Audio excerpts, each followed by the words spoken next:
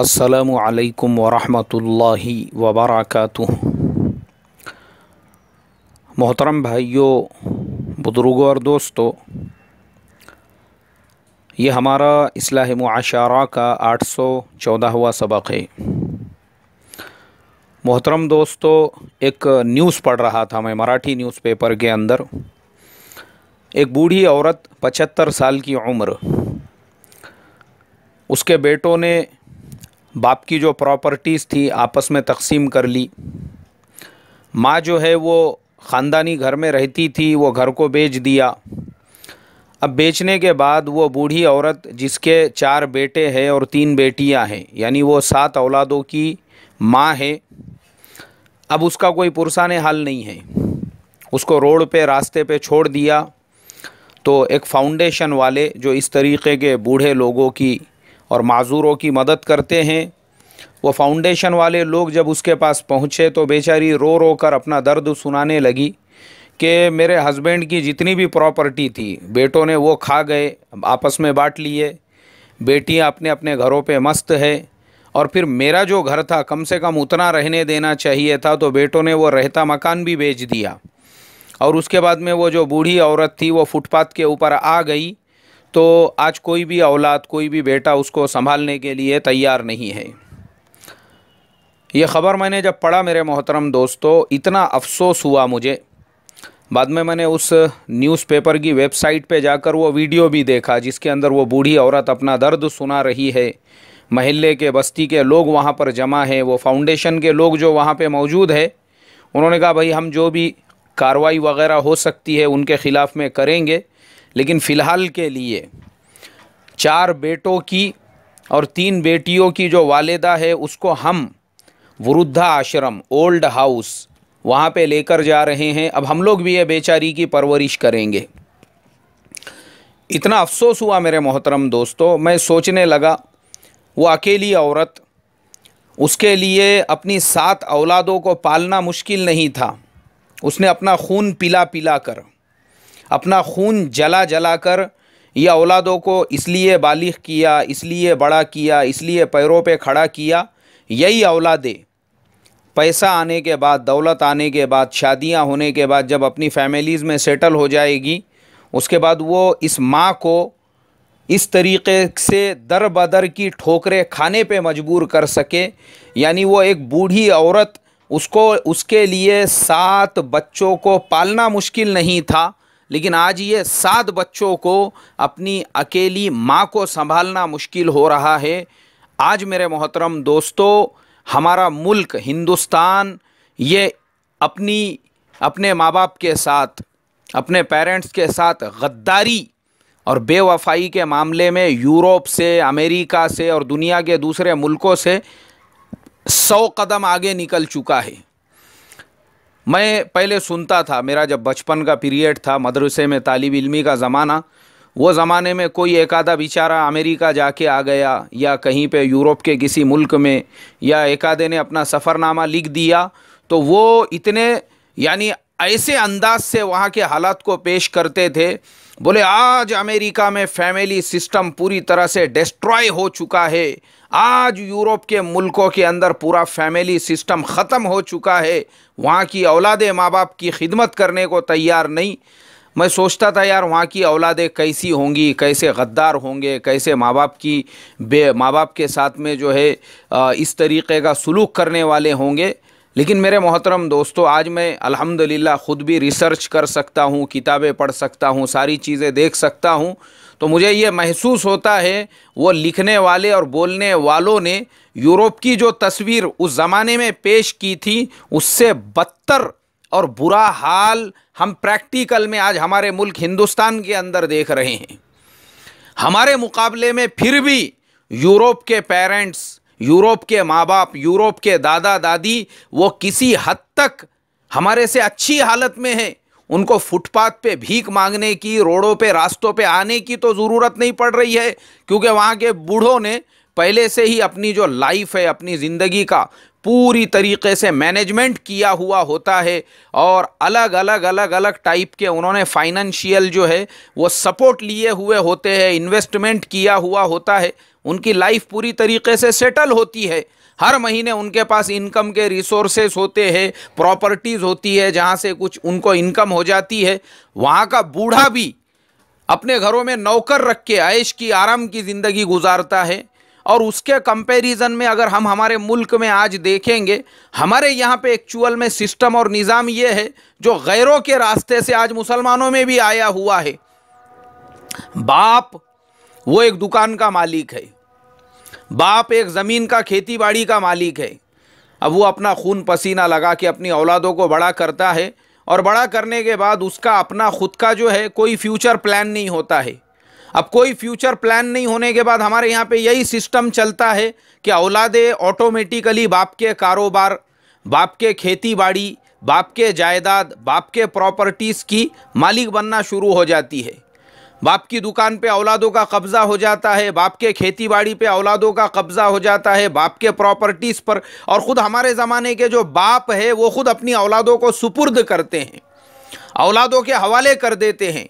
और औलादें ऐसी गद्दार और बेवफा निकलती है कि माँ बाप को 2 वक्त का खाना भी नहीं खिला सकती, माँ बाप की खिदमत भी नहीं कर सकती। जब औलादों के हाथ में पूरे कारोबार आ जाते हैं, जब औलादों के हाथ में पूरा बिजनेस आ जाता है, जब औलादों के हाथों में पूरी खेती बाड़ियाँ आ जाती है, वही औलादे इन माँ बाप को दर बदर की ठोकरें खाने पे मजबूर कर देते हैं, माँ बाप को घरों से निकाल देते हैं, माँ बाप को घरों से बेघर कर देते हैं। तो मैं तो हमेशा ये बात कहता हूँ, मेरे पिछले अज़बाक में भी ये बात मौजूद है और जुमा के बयानात में भी ये मौजूद है कि हमारे ये जितने बूढ़े हैं, ये जितने बुज़ुर्ग हैं, ये बड़ी उम्र वाले हैं, अरे भाई आपकी गलती हुई, आप अपने बेटे को अच्छा पढ़ा लिखा इंसान बनाते, बिल्कुल ज़रूरी था आपके ऊपर, लेकिन आपको ये किसने कहा था कि आप अपने रहते मकानात औलादों के हवाले कर दो, आप अपनी प्रॉपर्टीज़ औलादों के हवाले कर दो, जो आपको एक मुश्त रकम पेंशन के बाद में मिली, रिटायरमेंट के बाद में मिली, वो बच्चों के कारोबार में लगा दो। ये किसने कहा था आपको? किसने बोला आपको? कोई ज़रूरत नहीं है। इस्लामी एतबार से आपके ऊपर इतना फ़र्ज़ है, आप अपनी औलाद को पैदा होने के बाद उसके सीधे कान में अजान दो, बाएं कान में तकबीर बोलो, अच्छा नाम रखो, बोलना लगे तो कलीमा सिखाओ, चलने लगे तो नमाज का पाबंद बनाओ, उसकी दीनी तालीम करो, तरबियत करो, और जब वो अपने पैरों पे खड़ा हो जाए, बालिग हो जाए, उसका निकाह करके दो। ये आपकी ज़िम्मेदारी है। आपने उसके कब्र में जाने तक की जिम्मेदारी नहीं ली है कि आप उसको हर धंधे के अंदर पैसा लगा के दे रहे हो और वो सेटल नहीं हो रहा है। वो तो यही चाहता है कि आपके पास में जो कुछ भी है उसको किसी तरीके से निकाला जाए। ऐसी औलादें जो है मेरे मोहतरम दोस्तों, तकलीफ पहुंचाने वाली है माँ बाप को, जो माँ बाप का खून चूसने वाली, माँ बाप को पूरी तरह से मजबूर करने वाली, माँ बाप की पूरी कमाई खा जाने वाली। अरे क्या करते बोले, घर में रह के बेचो ना बेटे, जब तुम्हारे इधर उधर ठोकरे खाते फिर रहे, क्या करते, अंगार लगाते घर को, बेचो बोले इसको और हमको हमारे हिस्से दो। काई के गोबर के हिस्से तुम्हारे, गू के हिस्से होना तुमको, गोबर के हिस्से दो इनको, गोबर में टुकड़े करो और इनको हिस्से दो बेटों को। बाप की जिंदगी में कोई हिस्सा नहीं है औलाद का, बाप की जिंदगी में कोई हक नहीं है औलाद को बाप से प्रॉपर्टीज के अंदर हिस्सा मांगने के लिए। और कुछ कुछ दलिंदर तो मैंने ऐसे भी देखा हूं, ऐसे भी मनहूस मैंने देखा हुआ हूं, जो बाप को ताने मार के ये कहते हैं तुम्हारा थोड़ी है, हमारे दादा की प्रॉपर्टी है, तो जाना दादा से जाके मांग, दादा से जाके पूछ, दादा से जाके सवाल कर, दादा की प्रॉपर्टीज है तो तू कहां से निकला? दादा ने पैदा की है तुझे, क्या दादा ने फूंक मारे थे तो तेरा जन्म हो गया? तू तो बाप के ही रास्ते से दुनिया में आया ना। तो वो बाप की कदर करना छोड़ के, बाप की इज्जत करना छोड़ के, बाप की फरमाबरदारी, बाप को ताने मारते हमारे दादा की प्रॉपर्टीज है। साले ऐसे दलिंदरों को जो माँ बाप जो रेलवे में छोड़ देते ना, जो प्लेटफॉर्म पे छोड़ देते, जो वकंडों में मिलते, वो सही करते। वो ये आगे चल के इस तरीके से जो माँ बाप को तकलीफ पहुंचाने वाले होते हैं, इसीलिए आज के ज़माने में बहुत सारे लोग जो ऐसा कदम उठाते हैं मजबूर होकर, इनकी हरकतों की वजह से, माँ बाप की खिदमत करना छोड़कर, माँ बाप की फरमाबरदारी करना छोड़कर, माँ बाप को खिलाना पिलाना और माँ बाप की दवाओं का, उनके इलाज का, उनके दवाखाने की फ़िक्र छोड़कर और माँ बाप के पास में जो है उसको कैसे निकाला जाए, ये औलाद, ये है हमारे ज़माने की औलाद। अल्लाह हिफाजत फरमाए। इसलिए मेरे मोहतरम बुजुर्गों दोस्तों, ख़ास तौर पे जितने भी बड़े बूढ़े बुजुर्ग मेरा बयान सुन रहे हैं, उनसे यही कहूँगा, अपनी औलादों को अपने पैर पे खड़ा करो। वो खुद कमाए, वो खुद मेहनतें करे, वो खुद ठोकरें खाए। ये आपके ऊपर फ़र्ज़ नहीं है ऐसी औलादों को अपनी प्रॉपर्टीज़ बेच बेच कर उनको कभी ये धंधे में लगा रहे, कभी वो कारोबार में लगा रहे, उनको कभी वो बिज़नेस के अंदर लगा रहे, और वो औलादें सेटल होने के लिए तैयार ही नहीं है। मगरिब बाद में बच्चों को पढ़ाते बैठा तो एक नौजवान आए, बोले अब मौलाना दादा आपको बुला रहे हैं। मैंने कहा ठीक है, छुट्टी के बाद आता हूँ। बच्चों की छुट्टी और ईशा की जमात के दरमियान थोड़ा सा वक्त होता है। गया मैं वहाँ पर। मैं बोला क्या बुजुर्ग, क्या मसला है? बैठो। बोले मौलाना ये बेटा है बोले मेरा, और मुझे रिटायरमेंट के कुछ 5 से 6 लाख रुपये मिले हुए हैं। मैं अपनी अहलिया के साथ में हज के लिए जाना चाहता हूँ। ये बेटा आकर मेरे से ये तकाजा कर रहा है कि तुम्हारे ऊपर हज फ़र्ज़ नहीं है, मत जाओ हज के लिए, तुम्हारे बेटे इधर उधर ठोकरे खाते फिर रहे हैं, हमको धंधे से कारोबार से लगा के दो। मैंने कहा बराबर है ना हाजी साहब, तुम्हारी जिम्मेदारी थी, औलाद जब तुमने पैदा किए तो औलाद को उनके पैरों पे खड़े करना था। बोले मौलाना औलाद को कितने बार खड़े करना था? इसको पहले मैंने रिक्शा दिला के दिया था। पूछो बोले इसको वो रिक्शा क्या किया? मैं बोला भाई क्या हुआ, वो रिक्शा क्या किए?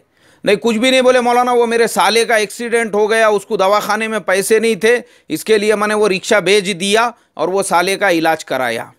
मैं बोला कौन बोला था तेरे को कौन बोला था कि तू इस जमाने का सत्यवादी राजा हरिश्चंद्र बनकर सबकी खिदमत करता फिरे? किसने बोला तुझे? बाप की प्रॉपर्टी बाप ने रिक्शा दिला के दिया, उसको बेच के साले का इलाज करता तू। अच्छा मौलाना यहीं पे नहीं, और पूछो ना। बोले इसको मैंने किराने की दुकान भी डाल के दिया था। मैं बोला किराने की दुकान? हाँ दिए थे। बोले 60-70 हज़ार का माल भी भर के दिए थे उसमें। फिर नहीं, वो एरिया में पहले बहुत बड़ी बड़ी दुकानें हैं। बोले अपनी छोटी सी दुकान पे कौन माल खरीदने के लिए आ रहा? बंद हो गई बोले वो दुकान। मैं बोला दलिंदर, मनहूस, शर्म है तुझे? बाप ने तुझे 3-3 4-4 बार नए नए धंधों से कारोबार से खड़ा करके दिया, तो जब देखो जब बाप के सामने कटोरा लेके आकर वो बाप अपनी मेहनत की, अपनी पूरे ज़िंदगी के रिटायरमेंट की कमाई पर हज के लिए जाना चाहता है, फ़र्ज़ है उनके ऊपर, क्योंकि उनकी खुद की कमाई है, फ़र्ज़ है उनके ऊपर, तो तू उसमें भी आ गया टांग अड़ाने के लिए और कटोरा लेकर के उसमें भी तुझे हिस्सा चाहिए। अल्लाह हिफाजत फरमाए। मेरे मोहतरम बुजुर्गों दोस्तों, अल्लाह हिफाजत फरमाए। हमारे ज़माने की ये जो औलादे हैं, माँ बाप को इस तरीक़े से तकलीफ़ पहुँचाने वाली, सताने वाली, इसीलिए आज के ज़माने में ये जवानी में जो मौतें हो रही है, ये जगह जगह पे जो हार्ट अटैक हो रहे हैं, ये जगह जगह पे जो कैंसर की बीमारी आम हो चुकी है, ये जगह जगह पर इस तरीक़े के हादसे वाक़ियात जो सुनने मिल रहे हैं, वो इसी वजह से, क्योंकि अल्लाह के नबी सल्लल्लाहु अलैहि वसल्लम 1450 साल पहले फरमा कर चले गए, अगर रोज़ी की बरकत और ज़िंदगी में बरकत चाहिए तो माँ बाप की खिदमत करो।